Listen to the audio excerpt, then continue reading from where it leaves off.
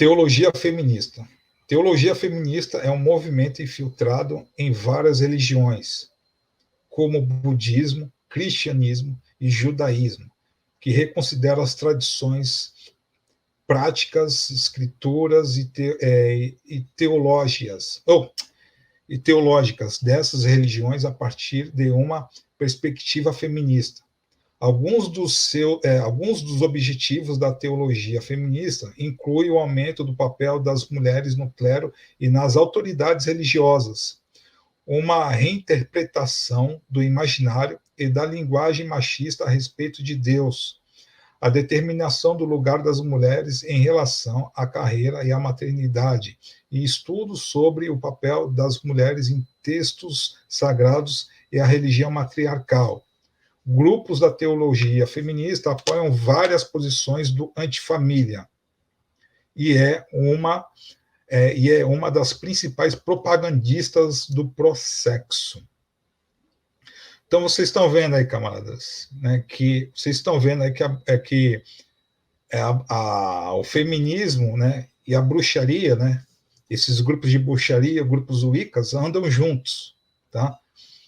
E para quem assistiu o debate político ontem, né, você viu, né, aquela idiota útil lá da Tebet lá falando que é do movimento feminista. Então, se ela faz parte disso daí que vocês estão vendo, que eu estou mostrando aqui para vocês. Tá? Então, vamos lá.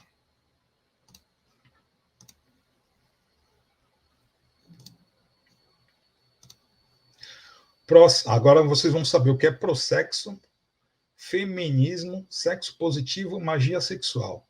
Feminismo, sexo positivo, também conhecido como feminismo, pró-sexo, feminismo, sexo radical, magia sexual ou feminismo sexualmente liberal é um movimento de defesa da liberdade sexual como um componente essencial para a libertação das mulheres. Surgido nos Estados Unidos da década de 1980, em meio aos debates que ficaram conhecidos como guerras sexuais femininas. Fez parte da grande revolução sexual.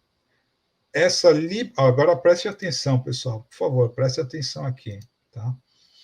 Essa liberação sexual inclui uma maior aceitação do sexo fora das relações heterossexuais e monogâmicas tradicionais, principalmente do casamento, a contracepção e a pílula do dia seguinte, nudez em público, a normalização da homossexualidade, a liberdade de relação sexual entre pais e filhos, sogro e sogra com nora ou genro, liberdade de sexo com animais, apoio à pornografia, sexo grupal com amigos ou amigos do seu marido ou namorado, sem ele precisar saber, e outras formas alternativas de sexualidade e a legalização do aborto e aborto até com 9 meses de gestação e vida.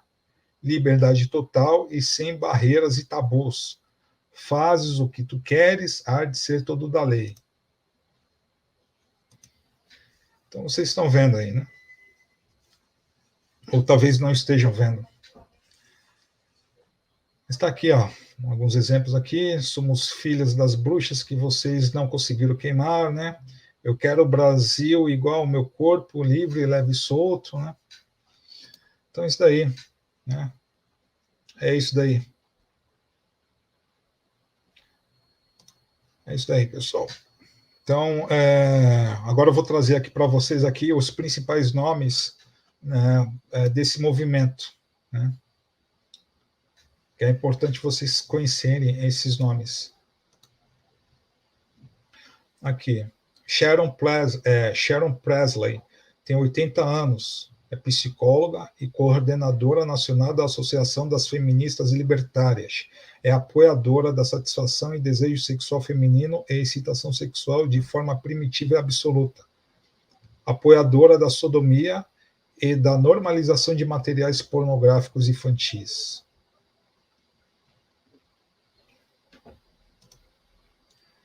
Gayle Rubin tem 74 anos, é ativista e teórica do sexo e gênero. Trabalha em obras literais sobre feminismo, sadomasoquismo, prostituição, pedofilia, pornografia e literatura lésbica, e outros estudos sobre sexualidade e sobre a teoria de Kerr. A teoria de Kerr a teoria de Kerr fala sobre um empoderamento subalterno do corpo, né? Acho que não vou precisar entrar em muitos detalhes, né, a respeito disso, mas isso, é basicamente isso a teoria de Kerr. Então vamos lá. Suzy Bright tem 64 anos, é jornalista e ativista do sexo liberal, sexo radical, sexo brutal, literatura erótica do lesbianismo. É editora sobre sexo na política.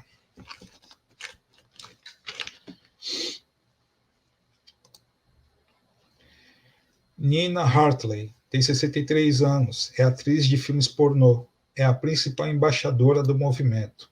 Então vocês estão vendo os principais nomes, né, desse movimento aí feminista aí, né, do feminismo, que tem muito a ver aí com a bruxaria, né, tem muito movimento com esses grupos wiccas. Naomi Wolf tem 60 anos, é jornalista e propagandista do movimento das mulheres terem orgasmo na hora de serem estupradas. Orgasmo absoluto acima de tudo, a qualquer custo. Então, assim, pessoal, é com esse tipo de demônios, né, que nós estamos lidando, tá? Então, é sempre perigoso, né, a gente dá uma liberdade total para os nossos filhos nessas épocas atuais aí, né, com essas redes sociais, né, que vem propagando, né, esses tipos de coisa, né? E essas mulheres que eu passei para vocês, né, são os principais nomes desse movimento. Religião matriarcal. Uma religião matriarcal é uma religião que se concentra em uma deusa ou deusas. O termo é frequentemente utilizado para referir-se às teorias de religiões matriarcais pré-históricas que foram propostas por estudiosos como Johann Jacob Bischoffen, Jane L. Harrison, que eu já falei lá, Maria Gimbutas, e mais tarde popularizada pela segunda onda do feminismo. Aí, novamente. Então vamos lá, vamos continuar. Johann Jacob Bischoffen. Johann Jacob Bischoffen foi um jurista e antropólogo suíço, professor de direito romano na Universidade da Basileia, de 1841 a 1845. Bischoffen é mais frequentemente associado às suas teorias sobre o matriarcado na pré-história, ou Muttershit. O título de seu livro, publicado em 1861, Mutterreich, An Investigation of the Religions and Juridical Character of Matriarch in the Ancient World. Bischoffen reuniu documentos demonstrando que a maternidade é a fonte de toda a sociedade humana. Religião, moral e decoro. Ele teorizou sobre um direito de mãe dentro do contexto de uma religião matriarcal, ou religião. Johann Jacob Bischoffen se tornou um importante precursor das teorias do século XX sobre matriarcado, tal como a teoria da antiga cultura europeia postulada por Maria Gimbutas, dos anos 1950, e o campo da teologia feminista e dos estudos sobre matriarcado dos anos 1970. Então está aqui a deusa tríplice. Nas religiões pagãs, em especial na religião Wicca, o símbolo mais importante utilizado na representação da deusa é a própria lua. Dessa forma, onde é chamada de deusa tríplice, ou Hecate, associando-se a 3 fases visíveis da Lua. Manifesta-se de 3 maneiras. Na Lua nova, crescente, a deusa é uma donzela representando a pureza e a busca pelo conhecimento. Na Lua cheia, ela é a mãe, representando poder, proteção e carinho maternal. Na Lua minguante, ela é a anciã representando sabedoria, conhecimento e renovação. Esses são os seus 3 diferentes aspectos. Agora a coisa começa a engrossar. A deusa tríplice é um tema de muitos dos escritos de Robert Graves. Vamos chegar nele. E tem sido adotado por muitos neopagãos, notavelmente wiccanos, como uma de suas divindades primárias. O termo deusa tripla é infrequentemente usado fora do neopaganismo para se referir a tríades de deusas e singulares deusas históricas de 3 formas ou aspectos. No uso neopagão comum, as 3 figuras femininas são frequentemente descritas como a donzela, a mãe e a anciã, cada qual simboliza ambos um estágio separado no ciclo da vida feminina e uma fase lunar, e frequentemente regem um dos reinos da terra, do submundo dos céus. Esses aspectos podem ou não ser percebidos como aspectos de uma singular divindade maior. A parte feminina do sistema tecnológico olha, esse nome aqui eu sempre me enrolo, duoteístico, pronto, da Wicca, é algumas vezes retratado como uma deusa tripla, sendo sua contraparte masculina o deus Cernunno. Muitos outros sistemas de crença neopagãos, além da Wicca, seguem Graves, o Robert Graves, em seu uso da figura da deusa tripla, e ela continua sendo uma influência no feminismo. Eu vou chegar nessa parte. Na literatura, na psicologia junguiana e na crítica literária. Então está aqui essas 2 imagens, né, representando aí, o feminismo, né, e de algumas mulheres que seguem, né. Então vocês estão vendo aqui, ó, Marcha das Vadias. Complicado. Então vamos lá. A origem. A relação entre o neopagão, a relação entre a neopagã deusa tripla e a religião asciente é disputada. Ronald Rutton, estudioso do neopaganismo, argumenta que o conceito da deusa tripla, da tripla lua como donzela, mãe e anciã, cada qual faceta corresponde a uma fase lunar. É criação moderna de Robert Graves, extraído do trabalho de estudiosos do século XIX e século XX, como especialmente Jane Harrison, e também Margaret Murray, James Fraser. Eu vou trazer eles aqui para vocês aqui. E de outros membros da escola Mito e Ritual, ou Ritualísticas de Cambridge, e do escritor e ocultista e satanista Aleister Crowley. A deusa tripla foi distinguida por Hutton da pré-história deusa mãe, como foi descrito por Maria Gimbutas.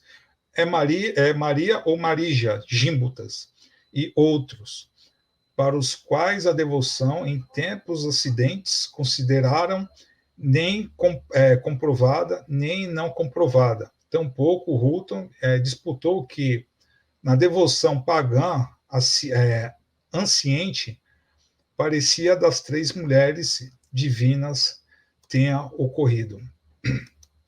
Então vamos lá. Então isso daqui é o Ronald Reuton, né? Especialista na história moderna da Grã-Bretanha, em folclore bretão, religiões pré-cristãs e paganismo contemporâneo. Ronald Reuton é professor na Universidade de Bristol. É autor de 14 livros, tendo aparecido em vários programas de televisão, rádio e documentários. Ronald Reuton é autor de 8 livros sobre o paganismo. Robert Graves. Robert Graves foi um poeta, romancista, histórico e crítico britânico. Seu pai era Alfred Percival Graves, um célebre poeta irlandês e figura do Renascimento gaélico. Eles eram celtas estudantes da mitologia irlandesa. Robert Graves produziu mais de 140 obras em sua vida. Nos bastidores, Robert Graves, além de ser amante do ocultismo, ele era bissexual e costumava levar suas namoradas em orgias para que outros homens tivessem relações sexuais com elas.